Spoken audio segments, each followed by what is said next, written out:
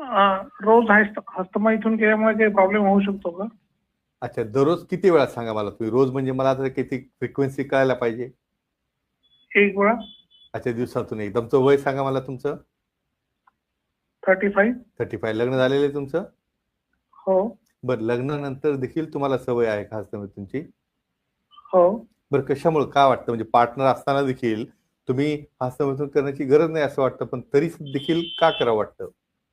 नसताना.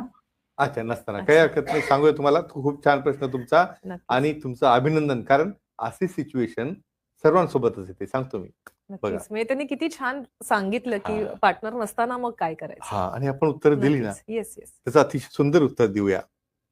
मित्रांनो, एक महत्वाची गोष्ट सांगतो.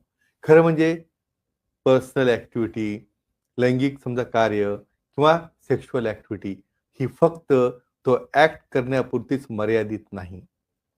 म्हणजे यामध्ये तुमची एक सेन्शुअलिटी आहे, एक सेक्शुअलिटी आहे, एक अटॅचमेंट आहे. आनंद मिळण्याच्या खूप गोष्टी असतात. जेव्हा काही कारणामुळं सेपरेशन असतं त्यावेळेस त्यांच्या आठवणी, एक चांगल्या आठवणी आठवा. म्युझिक आहे, खेळ आहे, काही पुस्तक वाचन आहे. जेव्हा तुमचा पार्टनर परत येणार आहे ना, आल्यानंतर तुम्ही सोबत आहातच, हा एक भाग. दुसरा भाग तुम्ही म्हणाल समजा मला जमतच नसेल, तर मी महत्त्वाचं सांगेन, हायजीन. स्वतःचे हात कसे आहेत, नखं कशी आहेत, तुम्ही कुठल्या पद्धतीने करता, लुब्रिकंट आहे का, तुम्ही प्रॉपर हायजीन ठेवता का, हे जर तुम्ही ठेवलं मेंटेन, तर आठवड्यातनं एकदा किंवा दोनदा नक्कीच काही अडचण येणार नाही. पण पार्टनर जर असेल ना, तर नक्कीच मला कुठेतरी असं वाटतं की अशा गोष्टी करण्याची सहसा गरज पडत नाही. पण पडलं तरी हे तुम्ही लिमिट्स ठेवा. आमच्या सुखी जीवनाच्या मंत्राच्या पुस्तकामध्ये ह्याची खूप सुंदर माहिती दिलेली आहे. अतिशय छान प्रश्न.